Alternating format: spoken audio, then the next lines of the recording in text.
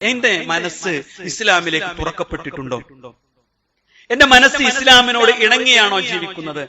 എന്റെ മനസ്സും ഇസ്ലാമും തമ്മിൽ പൊരുത്തത്തോടു കൂടിയാണോ മുന്നോട്ട് പോകുന്നത്?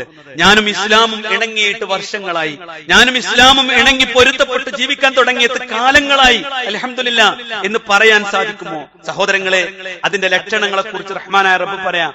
വിശ്വാസവും വിശ്വാസ ജീവിതവും ഏറ്റവും സുന്ദരവും ഇഷ്ടമുള്ളതുമായി അത്തരം ആളുകൾക്ക് തോന്നും. അവരുടെ മനസ്സ് അങ്ങനെയായിരിക്കും. ഇസ്ലാം എന്ന് പറഞ്ഞാൽ ഏറ്റവും സുന്ദരമായിരിക്കും. ഇസ്ലാം എന്ന് പറഞ്ഞാൽ അതിന് ഏറ്റവും ഇഷ്ടമുള്ളതായിരിക്കും. വലാകിന്ന ഹബ്ബബ ഇലൈക്കുമുൽ ഈമാൻ, നിങ്ങൾക്ക് അല്ലാഹു സുബ്ഹാനഹു വ തആല വിശ്വാസത്തെ പ്രിയങ്കരമാക്കി തന്നു. വിശ്വാസത്തെ ഏറ്റവും പ്രിയങ്കരമാക്കി തന്നു. ആ പ്രിയങ്കരമാക്കി തന്നത് എങ്ങനെ? വസയ്യനഹു ഫീ ഖുലൂബിക്കും, നിങ്ങളുടെ ഹൃദയങ്ങളിൽ, നിങ്ങളുടെ മനസ്സുകളിൽ അതൊരു അലങ്കാരമാക്കി നൽകുകയും ചെയ്തു. ഇസ്ലാമികമായ ഒരു കാര്യം ചെയ്യാൻ, ഒരു ദിക്ർ ചൊല്ലാണ്, ഒരു മയ്യത്ത് നമസ്കരിക്കാൻ പോവുകയാണ്, ഒരു രോഗിയെ സന്ദർശിക്കാൻ വേണ്ടി പോവുകയാണ്, ഇതിനൊക്കെ 2 ലക്ഷം വെക്കാലോ. എന്നാൽ യഥാർത്ഥത്തിൽ മനസ്സിണങ്ങിപ്പോയ ഒരു വിശ്വാസിയെ സംബന്ധിച്ചിടത്തോളം ഒരു രോഗിയെ കാണാൻ പോകുമ്പോൾ അവന്റെ മനസ്സിലെ അവന്റെ ആഗ്രഹം 70,000 മലക്കുകൾ എനിക്ക് ഈ പകല് ദുആ ചെയ്യണം, എനിക്ക് വേണ്ടി ദിക്ർ ചൊല്ലണം, എനിക്ക് വേണ്ടി പ്രാർത്ഥിക്കണം എന്നതാണ്. അല്ലാത്തവന്റെ നീയത്ത് എന്താ? ഞാൻ അവൻ കിടന്നിട്ട് എങ്ങനെ പോയില്ല എന്നുള്ളതാണ്. അല്ല, ഒരു വിശ്വാസിയെ സംബന്ധിച്ചിടത്തോളം പള്ളിയിലേക്ക് പോകുമ്പോ അവൻ ഒതുവെടുത്ത് ഇങ്ങനെ ഇറങ്ങുമ്പോ അവന്റെ മനസ്സ്, അവന്റെ ഓരോ കാൽപ്പാടും ഇങ്ങനെ എടുത്തു വെക്കും, അവന്റെ മനസ്സ് ഇങ്ങനെ തുടിക്കും. കർഷനെ ഒരു ദറജ ഉയർന്നല്ലോ, ഒരു ദറജ ഉയർന്നല്ലോ, അവന്റെ കാല് താഴെ നോക്കുമ്പോൾ ഒരു പാപം പുറത്ത് കിട്ടിയല്ലോ. റഹ്മാനെ അൽഹംദുലില്ലാഹ്, അല്ലാഹുമ്മ ഇഫ്തഹ് ലീ അബ്വാബ റഹ്മതിക്, അത് പറയുമ്പോ വല്ലാത്തൊരു ആനന്ദമുണ്ടാകും. പള്ളിയിലേക്ക് കയറുമ്പോൾ പടച്ചോനെ റഹ്മത്തിന്റെ കവാടങ്ങൾ എനിക്ക് മുമ്പിൽ തുറക്കണമേ, ഞാനൊന്ന് മനമൊരുക്കി പ്രാർത്ഥിച്ചാൽ റബ്ബേ നീ കേൾക്കണമേ, എന്റെ ആഗ്രഹങ്ങൾ ഇതാ നിന്നോട് ഞാൻ പറയുന്നു. ഇയ്യാക നഅ്ബുദു വ ഇയ്യാക നസ്തഈൻ, നാഥാ നിന്നെ മാത്രമാണ് ഞാൻ ആഗ്രഹിക്കുന്നത്, നിന്നോട് മാത്രമാണ് എന്റെ സഹായം മുഴുവൻ ഞാൻ ചോദിക്കുന്നത്, നാഥാ നൽകണമേ എന്ന് പറയുമ്പോ ഈ ചുറ്റുപാടൊന്നും എന്റെ മനസ്സിലുണ്ടാവില്ല.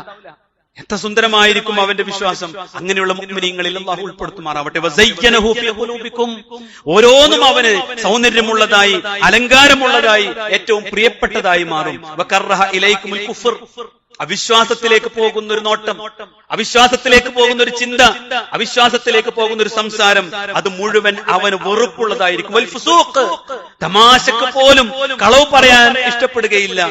ഒരാളെ സന്തോഷിപ്പിക്കുവാൻ വേണ്ടി പോലും ഒരു കളവ് പറയാൻ അവൻ ഇഷ്ടപ്പെടുകയില്ല. അൽ ഫുസൂഖ്, ഏറ്റവും ചെറിയ തെമ്മാടിത്തരമാണല്ലോ അതൊക്കെ. ഒരു തെമ്മാടിത്തരവും അവന് ജീവിതത്തിൽ ഉണ്ടാവുകയില്ല. അങ്ങനെയുള്ള കാഴ്ചകൾ, അങ്ങനെയുള്ള കേൾവികൾ, അങ്ങനെയുള്ള ചിന്തകൾ, അങ്ങനെയുള്ള പ്രവർത്തികൾ ഒന്നും അൽ ഫുസൂഖ് ഒന്നും ഉണ്ടാവില്ല. അങ്ങനെ ചിന്തിക്കാനും ജീവിക്കാനും കഴിയുമ്പോഴാണ് ഈമാൻ അവനൊരു മധുരമുള്ളതായി തീരാം. എന്നിട്ട് അല്ലാഹു പറഞ്ഞു വൽ ഇസ്യാൻ, ഒരു അനുസരണക്കേടുണ്ടാവില്ല. അള്ളാഹ് ആരോടൊക്കെ ദുനിയാവിൽ അനുസരണം കാണിക്കാൻ പറഞ്ഞിട്ടുണ്ടോ അതൊക്കെ അവൻ അനുസരിക്കും. മാതാപിതാക്കൾ, ബന്ധുജനങ്ങൾ, ഭാര്യ, മക്കൾ, ഭർത്താവ്, നാട്ടുകാർ, അയൽവാസികൾ, സുഹൃത്തുക്കൾ, ആരോടൊക്കെ അല്ലാഹു സുബ്ഹാനഹു വ തആല ഇഷ്ടം വെച്ച് പുലർത്താനും അനുസരിക്കാനും സ്നേഹിക്കാനും പറഞ്ഞിട്ടുണ്ടോ അവരൊക്കെ അവൻ അനുസരിക്കും, സ്നേഹിക്കും, ഇഷ്ടപ്പെടും. എന്തിന്റെ പേരിൽ? ഒന്നും ഇങ്ങോട്ട് കിട്ടാനല്ല, ലിവജ്ഹില്ല, അള്ളാന്റെ കൂലി കിട്ടാൻ. അപ്പൊ നാട്ടുകാരൊക്കെ ചിലപ്പോൾ എതിരായിരിക്കും, എങ്കിലും അവൻ ഇഷ്ടമായിരിക്കും. എന്നിട്ട് അല്ലാഹു പറഞ്ഞു ഉലൈക ഹുമുർ റാഷിദൂൻ, അവരാണ് തന്റെ ഇടമുള്ള നേർമാർഗം പ്രാപിച്ചവർ, വിവേകമുള്ളവർ എന്ന് അല്ലാഹു സുബ്ഹാനഹു വ തആല പഠിപ്പിച്ചിട്ടുണ്ട്. എന്നിട്ട് ഈ ആയത്ത് ഹുജറാത്തിലെ ഈ 7ാമത്തെ ആയത്ത് ഇറങ്ങിയപ്പോ സഹാബത്ത് ചോദിച്ചു, നബിയെ ഇങ്ങനെ നിങ്ങൾ പറഞ്ഞല്ലോ, ഹൃദയത്തിന് ഇസ്ലാം അങ്ങോട്ട് വിശാലമായി കിട്ടുക എന്ന് പറഞ്ഞ ഈ മുഅ്മിനീങ്ങൾ ആരാ റസൂലേ?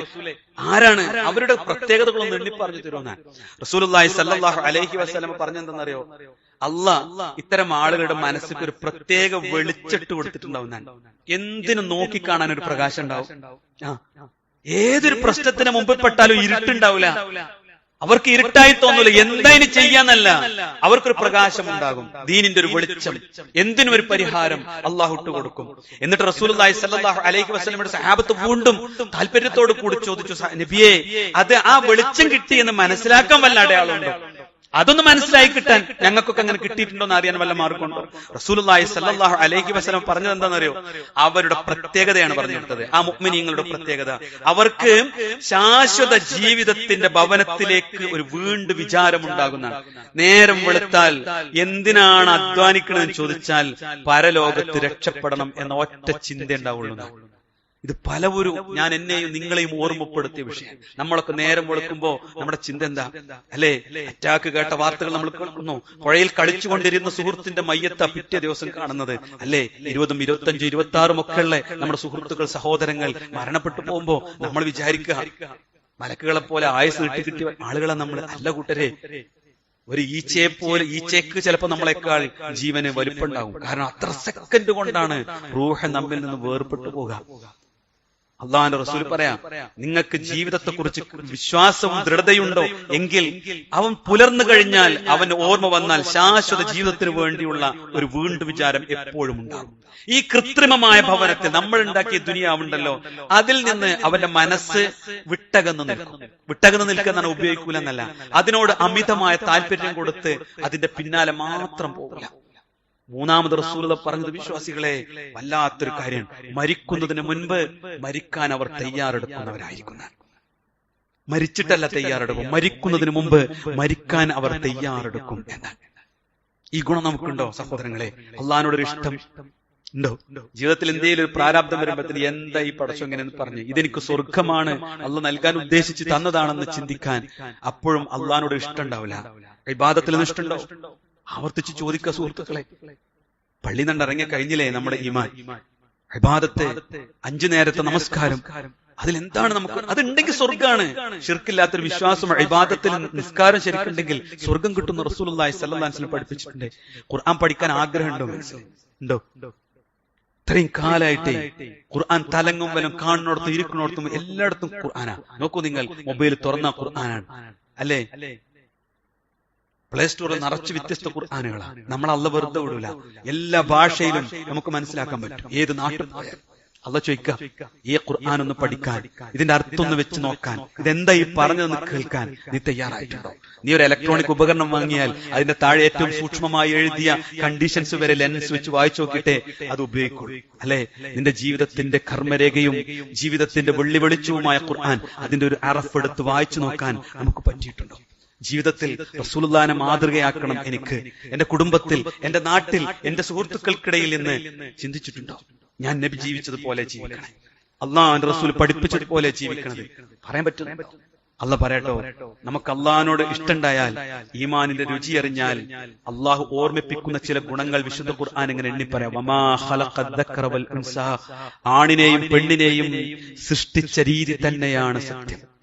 അല്ലാഹ് മനുഷ്യന്മാരെ സത്യം ചെയ്ത് പറയാം, ഇന്ന സഅയ്യുക്കും ലശത്താ, മനുഷ്യരെ നിങ്ങളുടെ പരിശ്രമങ്ങൾ വ്യത്യസ്തങ്ങളായ വിഭിന്നങ്ങളായ രൂപത്തിലാകുന്നു.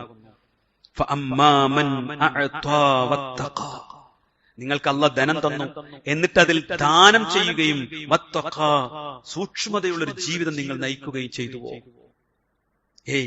സ്വത്തുനിന്ന് കൊടുക്കുക, സക്കാത്തായി, സദഖയായി ചേർത്തല്ല പറഞ്ഞു, അത് പെരുമക്ക് വേണ്ടിയല്ല. വത്തഖാ, തഖ്വയോട് കൂടി സൂക്ഷ്മത പാലിച്ച് ജീവിക്കുകയും ചെയ്തുവോ? വസദ്ദഖ ബിൽ ഹുസ്ന, ഏറ്റവും ഉത്തമമായ വിശുദ്ധ ഖുർആനിനെ സത്യപ്പെടുത്തുകയും ചെയ്തുവോ? എന്തെല്ലാം വെല്ലുവിളികളാ ഖുർആന് നേരെ നടക്കുന്നത്. അല്ല, ഖുർആന് നേരെ നടക്കുന്ന ഈ വെല്ലുവിളി തെറ്റാണെന്ന് പറയാൻ, സ്വയം എന്ന് ബോധ്യപ്പെടാനെങ്കിലും അതൊന്ന് വായിച്ചു. സത്യപ്പെടുത്തിയോ? ഇപ്പോഴും ശക്കില. അങ്ങനൊന്നും ഉണ്ടാവില്ല. ആ ശക്ക് തീർന്നിട്ടില്ല. അല്ലാഹ് പറയാ, ഈമാനില്ലാന്ന്. അവന് നാം ഏറ്റവും എളുപ്പമായതിലേക്ക് വഴി കാണിച്ചു കൊടുക്കുന്ന, അതാണ് സ്വർഗം. ഖുർആൻ പഠിച്ചവന്, സദഖ ചെയ്തവന്, തഖ്വയോട് കൂടി ജീവിച്ചവന് സ്വർഗമാണ്.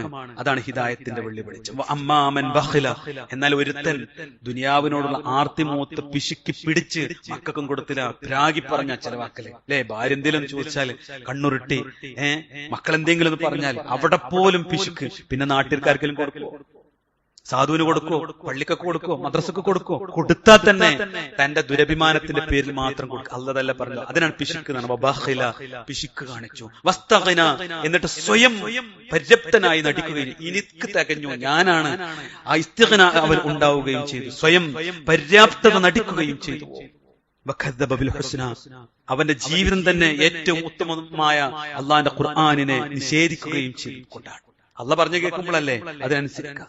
റഹ്മാനായ റബ്ബ് പറഞ്ഞു ഫസനുയസ്സിറുഹു ലിൽ ഉസ്റാ, അവൻ ഏറ്റവും ഞെരുക്കമുള്ളതിലേക്ക് നാം വഴി നടത്തുക തന്നെ ചെയ്യുമെന്ന് അല്ലാഹു സുബ്ഹാനഹു വ തആല പഠിപ്പിക്കാം. വിശ്വാസികളെ, ജീവിതത്തിൽ ഈ വെളിച്ചം ലഭിച്ചവരായി നമുക്ക് ജീവിക്കാൻ പറ്റുന്നുണ്ടോ? അതോ ലയ്യിക്കൽ ഹറജ, വല്ലാതെ ഇടുങ്ങിപ്പിടിച്ച് ജീവിച്ച് തീർക്കുന്ന രൂപത്തിലാണോ? ആനന്ദത്തോടു കൂടി അള്ളാഹുവിന്റെ കോടതിയിലേക്ക് ഒരു യാത്രക്ക് വേണ്ടിയുള്ള ഒരുക്കമാണോ എന്നതാണ് വിശുദ്ധ ഖുർആൻ ചോദിക്കുന്നത്. അള്ളാഹു നമ്മെ അനുഗ്രഹിക്കുമാറാവട്ടെ.